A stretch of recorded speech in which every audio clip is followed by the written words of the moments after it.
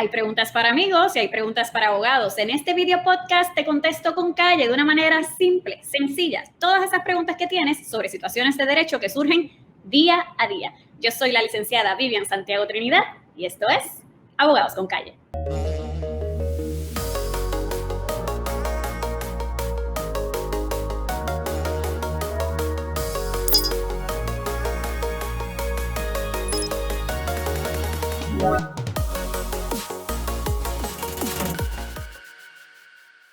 Bienvenidos a Abogados con Calle, muchísimas gracias por acompañarme. Bueno, se ha estado hablando muchísimo del caso de la niña Alma Yariel, así que he recibido muchísimas preguntas por parte de padres que tienen dudas sobre a lo que se enfrentarían en un proceso, ¿verdad?, de delincuencia juvenil.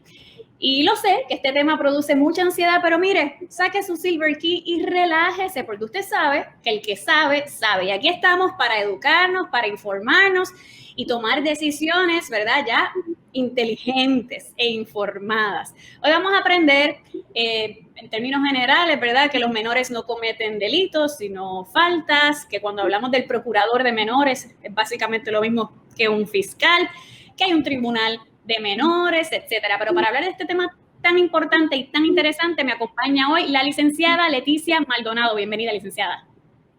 Hola, muchas gracias y saludos a todas las personas que te están viendo hoy. Licenciada, cuando hablamos de delincuencia juvenil, hablamos, como mencioné anteriormente, de faltas que cometen menores, pero no han cumplido, ¿verdad?, esos 18 años de edad. Y por tanto, tenemos que hablar de la ley número 88. Yo sé, como hablamos anteriormente, que es una ley extensa, que es compleja, pero en términos generales, que usted entiende que todos debemos conocer sobre esta ley número 88, ¿verdad? Y cuáles son los derechos que tienen estos menores bajo esta ley. Pues mira, lo más importante de la ley 88 es que a los menores les cobija los mismos derechos que si un adulto estuviera enfrentando un proceso criminal. Ciertamente no tendrían el derecho a la fianza, ¿verdad?, como en el caso de un adulto que enfrenta un procedimiento criminal, pero sí tienen unas situaciones bien específicas, personales bastante técnicas, donde entonces van a estar bajo el reconocimiento, ¿verdad?, de uno de los padres. Lo que ciertamente la ley 88 busca es que se dé un proceso confidencial, porque el asunto más importante de la ley lo que busca es la rehabilitación de ese joven. Ciertamente, como ya dijiste, los menores pues no cometen delitos, cometen faltas, así que en esa situación pues eso cobija, ¿verdad?, ese es el interés de que el proceso sea confidencial para no estigmatizar a ese joven una vez ya alcanza, ¿verdad?, su adultez por los errores o las actuaciones por las cuales haya tenido que enfrentar como menor. Así que ¿qué debemos esperar cualquier padre, verdad? Y esperemos que no tengamos, ¿verdad?, que enfrentar un proceso como este. Pero ¿qué sucede cuando en efecto pues tocan a nuestra puerta con un asunto de ley 88 citando a nuestro hijo? Pues de ordinario lo que va a pasar entonces es que un agente de la policía va a intervenir, va a investigar, y del resultado de su investigación entonces va a consultar con un procurador de menores, que es el equivalente a un fiscal en un proceso criminal de adultos. Y él es el que va a decidir si este menor, su conducta, ¿verdad?, es una constitutiva de falta, porque ya sabemos que los menores no cometen delitos, y la ley 88 divide las actuaciones de los menores, ¿verdad?, en faltas. Por ejemplo, si lo que se considera como un delito menos grave en el Código Penal de adultos, pues esa conducta sería falta 1 en un menor. Ya la falta 2 y 3, que son todas las clasificaciones de estas conductas en menores, pues serían ya delitos graves. Y hay ciertos delitos que la ley le priva al tribunal de menores el poder entender en los mismos. Un ejemplo de ello bien sencillo sería el asesinato, con una modalidad de premeditación. Ya ese tipo de delito, el tribunal de menores no tendría jurisdicción si el menor tiene 15 años de edad. Así que es una situación importante saberla, porque en cualquier procedimiento, cuando un padre se enfrenta a una citación para que un hijo comparezca a una entrevista inicialmente con el procurador, tiene derecho a ir asistido, ¿verdad?, con un abogado. De igual manera, tiene ese menor que estar asistido con sus padres o su custodio. Así que el Estado va a hacer esta entrevista inicial con este prospecto, persona que se va a someter al proceso, pues este menor pues tiene que tener un adulto o un custodio que esté con él durante estas entrevistas, ¿verdad? Con el procurador y eventualmente al proceso cuando inicialmente se lleva al tribunal ante un magistrado para que termine en causa probable. Y ahí comienza entonces el proceso en contra, ¿verdad?, de este menor. Y en este proceso en el que está esta entrevista con el procurador tiene discreción de, ¿verdad?, decidir si en efecto va a proceder o puede utilizar mejor un proceso, digamos, de mediación. Pues mira, te debo decir de que depende mucho, ¿verdad?, lamentablemente el Departamento de Justicia no le da mucha discreción, ¿verdad?, a los procuradores y a los fiscales en muchos de sus asuntos, pero sí dentro de sus circunstancias, sí tienen la posibilidad de poder mediar. Es decir, de que la persona que resultó la agraviada pueda entonces con los padres del menor y el menor llegar a unos acuerdos para precisamente evitar el que esta conducta continúe y terminen en un proceso bajo la ley 88 en el tribunal, que no es lo más deseable que ocurra, ¿verdad?, en primera instancia. Y he podido ver, ¿verdad?, a través de mi práctica, que se ha utilizado mucho esta ley para poder resolver asuntos que son de índole institucional. Entiéndase que si hay problemas de conducta del menor en una escuela, pues entonces lo refieren al procurador para que atienda el asunto, pues porque hay una alteración a la paz o hay alguna agresión de un joven a otro o de un joven al maestro. Y ciertamente debemos entender que esto no es un proceso remediativo para ver la conducta de menores. Esto es un proceso serio en el cual el joven se enfrenta a un proceso que si fuera adulto fuera un proceso criminal y tiene sus repercusiones que puede inclusive, dependiendo de la falta a la cual la determinen, si resulta incurso, es decir, culpable si fuera un proceso de adulto, pudiera terminar en una institución juvenil. O sea que estamos hablando de que hay ciertas problemáticas intrafamiliares y ciertas problemáticas institucionales educativas que no debe ser el primer recurso a la ley 88. Aunque ciertamente el propósito de la ley es rehabilitadora.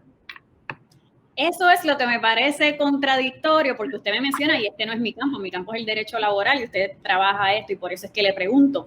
Me parece un poco contradictorio que el proceso busque rehabilitación, cuando entonces el procurador, como bien usted menciona, no tiene quizás esa discreción para determinar en efecto o que se le dé mayor peso a su opinión en cuanto a vamos a utilizar un proceso de mediación versus que se enfrente este menor al proceso del sistema de justicia.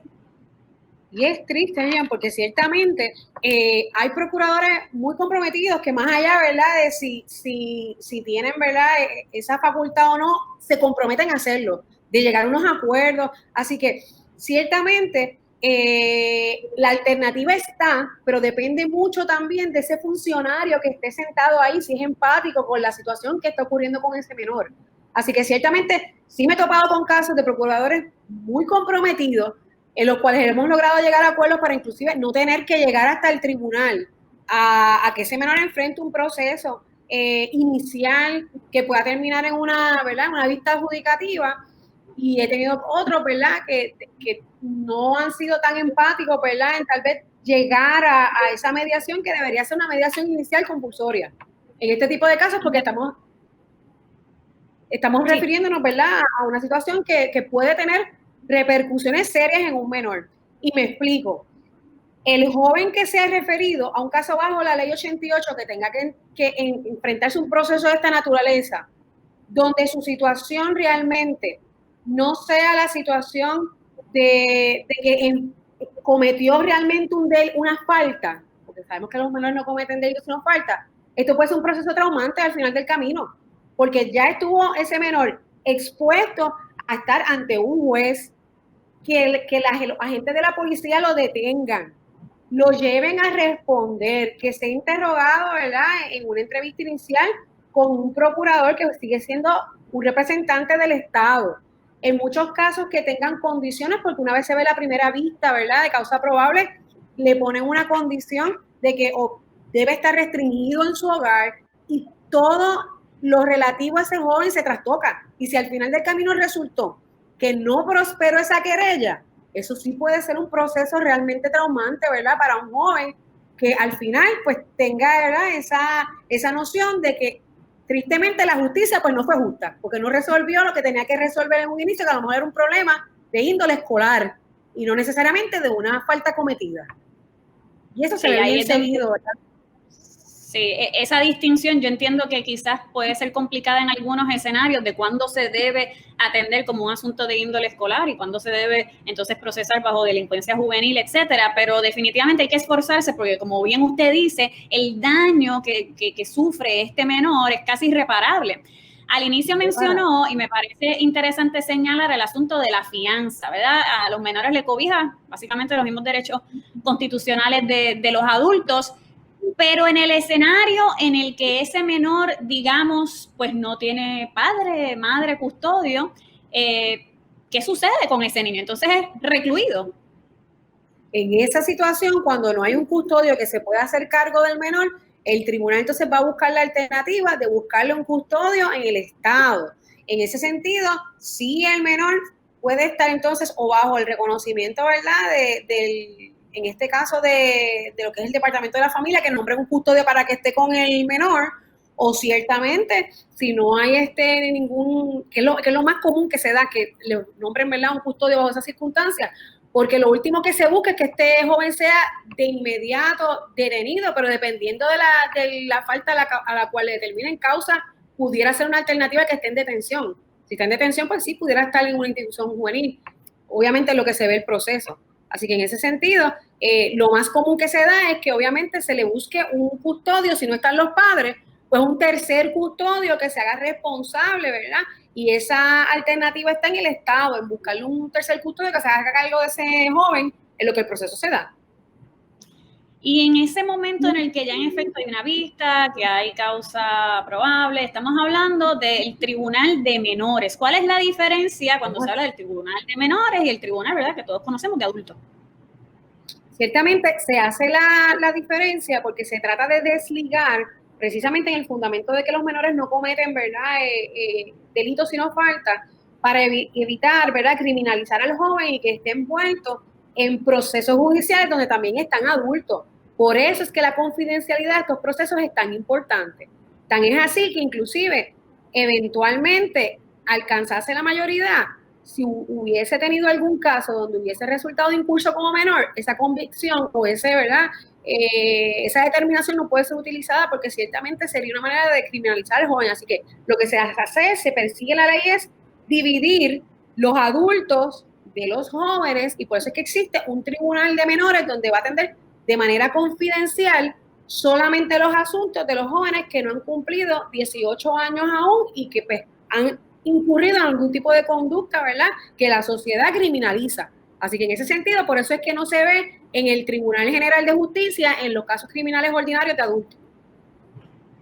Cuando uno, ¿verdad?, escucha este asunto de la confidencialidad y que, ¿verdad?, la prensa no puede acceder en estos casos, uno trata de sopesar, ¿verdad?, este balance de intereses entre, ok, si hay público, pues hay un poco más de escrutinio, hay fiscalización, se puede señalar y corregir, versus, ¿verdad?, el asunto de proteger a estos menores, que yo lo entiendo y debe ser así, pero sabemos que a nivel de adultos ocurren muchísimas cosas que no deben ocurrir en el sistema de justicia. Entonces, ¿cómo, ¿verdad?, podemos corroborar o promover que en efecto las cosas se estén haciendo como se supone? Obviamente los procesos son grabados, pero ¿no hace diferencia que en efecto hayan personas presentes?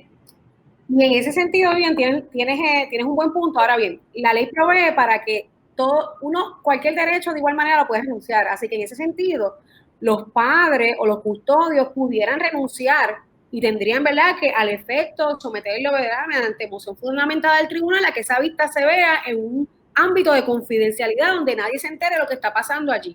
Así que sí pudieran hacerlo y solicitarle al tribunal que esa vista no sea una vista, ¿verdad?, confidencial, y pudieran, ¿verdad?, comparecer otras personas al proceso.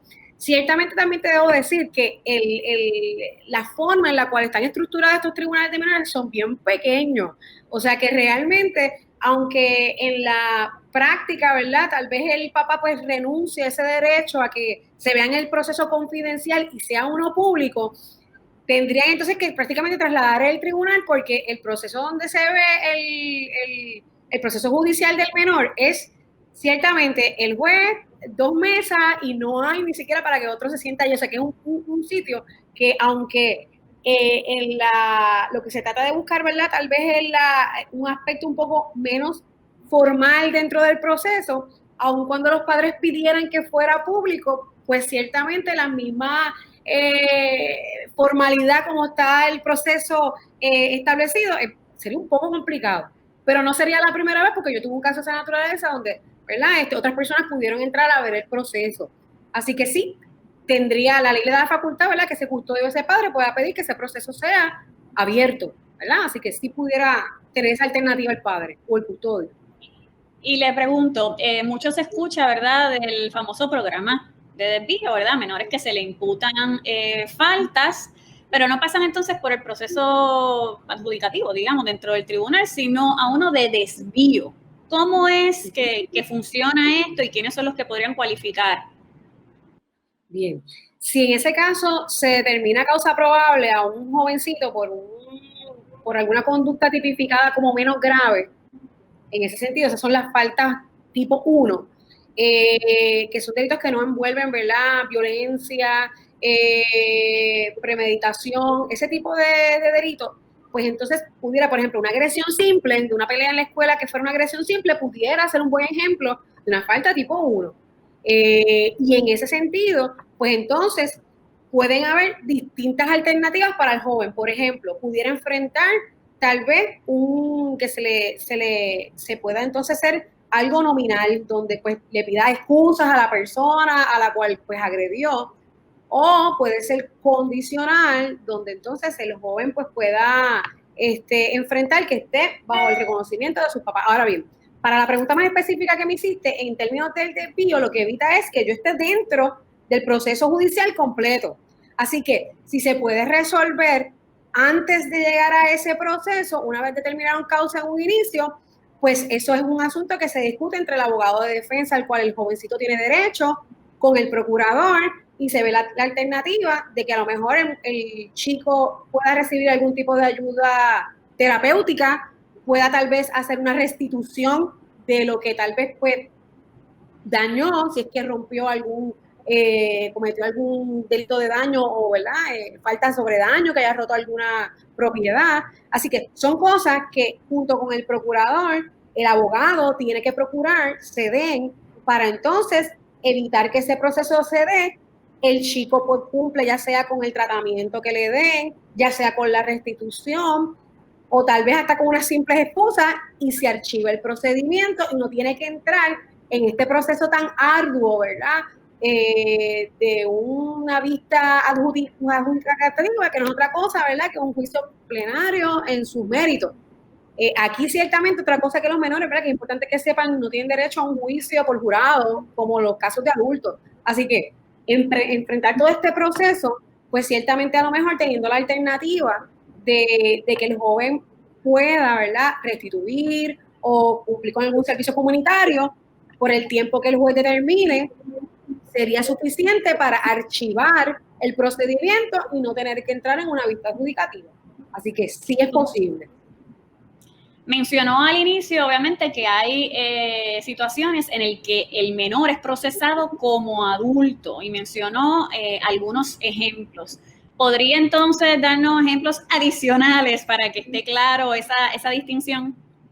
Claro que sí. En ese sentido, ¿verdad?, la gente que nos escucha, si usted tiene un menor que lo están procesando o se le está, ¿verdad?, requiriendo que responda por un delito de asesinato en primer grado, que tiene que tener unos elementos específicos de premeditación.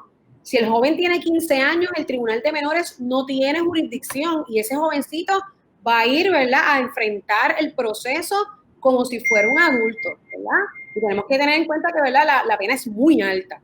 En el caso de que ese joven tenga de 14 a 18 años, y sea una falta, ¿verdad?, que sea violenta, como violación, acto lascivo, una agresión agravada, ¿verdad?, que conlleva algún tipo de mutilación o alguna, ¿verdad?, lesión que requiera algún tipo de hospitalización, pues entonces en ese ciertos delitos, que son delitos falta 2, pues el procurador tendría, ¿verdad?, la prerrogativa por la ley 88 de pedir la renuncia a la jurisdicción. Es decir, se dieron estos delitos, yo procurador estoy solicitando al tribunal mediante una moción fundamentada de que nosotros perdamos la jurisdicción sobre ese joven y lo vea el tribunal de adultos.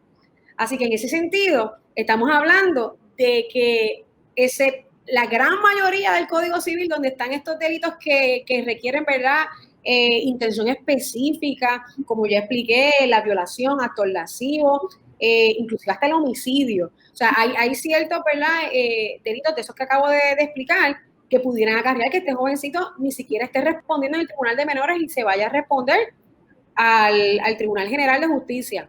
Si tiene 15 años, es un asunto, ¿verdad?, de jurisdicción, que ahí lo tiene que atender el Tribunal, ¿verdad?, de Justicia, es decir, el Tribunal de Adultos. Si está entre la edad de 14 a 18, pudiera el fiscal, ¿verdad?, en este caso el procurador de menores, hacer la solicitud para que entonces se renuncie a la jurisdicción, ¿verdad?, de este jovencito y responda como adulto. Así que en ese sentido lo que se busca, ¿verdad?, es dentro de lo que es, ¿verdad?, la intención legislativa en esta ley especial, es la rehabilitación. Ese joven, ¿verdad?, no representa un peligro ni para sí ni para la sociedad. Ahora bien, vuelvo y recalco, la ley 88 no es un procedimiento especial para poder moderar conductas en jóvenes, ¿verdad?, que tengan problemas de conducta, ni mucho menos. El utilizar esto para esos fines es algo realmente traumático para un menor y no es lo que busca la ley. Así que en ese sentido, los papás, ¿verdad?, que tengan una situación como esa, tienen que moverse con un abogado para que sus derechos, los derechos de sus hijos sean resguardados, a guardar silencio, a contestar lo que realmente le corresponde, porque esto no es diferente al caso de adultos, es el Estado el que tiene que probar su caso. Así que en este sentido, ¿verdad?, hemos estado hasta en una posición, ¿verdad?, que la he visto bien seguido, donde casi el menor se tiene que defender desde un inicio y esa carga, ¿verdad?, no está como debería estar, donde el Estado, ¿verdad?, promueva el que tengo el caso que tengo que probar. Y eso es lo que debemos, ¿verdad?, de evitar. Así que yo espero que con los ejemplos que más o menos, ¿verdad?, le he ilustrado, ¿verdad?, sobre estos delitos que conllevan, ¿verdad?, algún tipo de violencia, pues esos son unos buenos ejemplos, ¿verdad?, dentro de los cuales, dependiendo de la edad, tienen las alternativas para llegar, ¿verdad?, a unos procesos terapéuticos o en ese tipo de casos específicos, pues si el joven resultara incurso, pudiera ser condicional, que es decir, que le den unas restricciones si resulta incurso, que es decir, que resulta culpable, o al final del camino, que sea, ¿verdad?, en custodia, que es lo que obviamente no queremos, y en ese sentido tendría jurisdicción el tribunal hasta los 21 años. Se establecen medidas dispositivas, es decir, si va a estar bajo palabra, bajo custodia de alguien o en la institución de juvenil hasta los 21 años. O sea que la medida dispositiva, el juez tiene que jugar con eso porque ya después que alcanza la mayoría de edad, ya no hay jurisdicción para atender, ¿verdad?, cualquier medida dispositiva, lo que será un equivalente, ¿verdad?, una sentencia en el caso de adultos, en el caso de un menor. Yo, para ir cerrando y concluyendo con el tema, porque ya básicamente cubrimos todas las preguntas que nos habían hecho reiteradamente, pienso que la ley 88 y el Tribunal de Menores que persigue y busca la rehabilitación, definitivamente hay que modificar. El sistema tiene que modificarse porque, por lo que hemos hablado anteriormente, porque ya el niño entra en un proceso en el que hay vistas, se tiene que hablar con abogados, etcétera, ya es traumático para un menor. Entonces, ¿cómo podemos hacer esa distinción de si en efecto lo que se necesita es un proceso de mediación? Se necesita, como en el caso de Alma, que no conozco los detalles, pero vamos a suponer cualquier situación como lo que ha sucedido, que todos hemos visto en las escuelas, ¿verdad?, que hay una amenaza, que te empujé, que esto, que lo otro. ¿Cómo entonces el gobierno puede tomar una acción un poco más efectiva, una intervención más efectiva en sanar, en mediar y no en corregir y penalizar, porque es que en realidad yo no lo veo de otra manera. Y lamento muchísimo, y hay que hacer una distinción. ¿Verdad? Es algo real. Yo sé que hay niños una niña de 11 años quizás que esté en una escuela privada con unos estándares y, ¿verdad?, unos padres que tienen ciertas capacidades, muy probablemente no llega a donde llegan muchos niños que no tienen los recursos y las capacidades para mantenerse en un lugar previo a ya entrar al sistema de justicia per se. Claro. Y es algo que me preocupa, honestamente. Yo soy abogada de derecho laboral, pero me preocupa porque soy madre también y reconozco que hay un trato desigual. Entonces, ¿cómo el gobierno puede implementar medidas efectivas? Porque estamos hablando de la ley 88, busca rehabilitar. Yo no estoy segura de eso, con lo que hemos hablado en el día de hoy. Rehabilitar sería entonces, antes de entrar en el proceso de una vista, es agotar todos los recursos posibles. Ese procurador debe agotar todos los recursos, debe tener discreción a base quizás de trabajadores sociales que en ese momento hagan recomendaciones, etcétera. O sea, y si lo están haciendo no es suficiente. No sé. Sí, y tienes toda la razón. Yo entiendo que una buena alternativa sería una mediación compulsoria, no solo antes de entrar al proceso, cuando se da ese proceso investigativo, ¿verdad?, donde el procurador y la gente le trae el caso. Debería haber una mediación compulsoria, no tan solo ahí, sino inclusivamente dependiendo de dónde venga la conducta. Por ejemplo, si esto es una situación escolar, pues debe de haber una mediación compulsoria escolar y que se rinda, ¿verdad?, un informe del resultado de esa mediación antes de llegar a ciertamente un proceso en el cual a la larga estamos, ¿verdad?, aunque eso no es lo que busca la ley, pero estamos criminalizando de cierta medida, ¿verdad?, a jóvenes que a lo mejor pues no saben cómo manejar unas situaciones particulares en su vida y dependiendo de la etapa de desarrollo donde estén. Esto puede ser un proceso sumamente traumático para un joven que se encuentra en esa situación. A diferencia de que tal vez el joven que sí cometió a lo mejor una falta grave, que no tiene, ¿verdad?, el apoyo a lo mejor familiar o de otras instituciones y que sí puede ser, ¿verdad?, una alternativa reparadora y de rehabilitación. Pero no es, ¿verdad?, lo más que lamentablemente he visto. Así que en esa situación, pues ciertamente lo más importante yo creo que sería una buena alternativa, que los padres sepan que sus hijos tienen derecho. Así que cuando enfrenten un proceso de esta naturaleza, consigan representación legal para poder evitar, dentro de lo que cabe, llegar a entrar a ese procedimiento, como lo ya hemos explicado, ¿verdad?, buscando alternativas anteriores con este procurador. Y en adición, ¿verdad?, sería buenísimo implementar este tipo de medidas de mediación compulsoria para que precisamente sea lo más justo posible y sea la última alternativa y mecanismo antes de someter a este joven a un proceso de esta naturaleza. Yo, como siempre repito, en la educación vienen muchos cambios, así que mientras más conozcamos sobre este tema y podamos crear sugerencias positivas y efectivas, creo que es el deber de todos los ciudadanos, no solamente, ¿verdad?, los abogados, sino los ciudadanos, para que los legisladores, que son nuestros representantes, ¿verdad?, realicen lo que sea necesario. Licenciada, le agradezco muchísimo su colaboración en el día de hoy. Es sumamente importante su aportación, así que espero que se repita.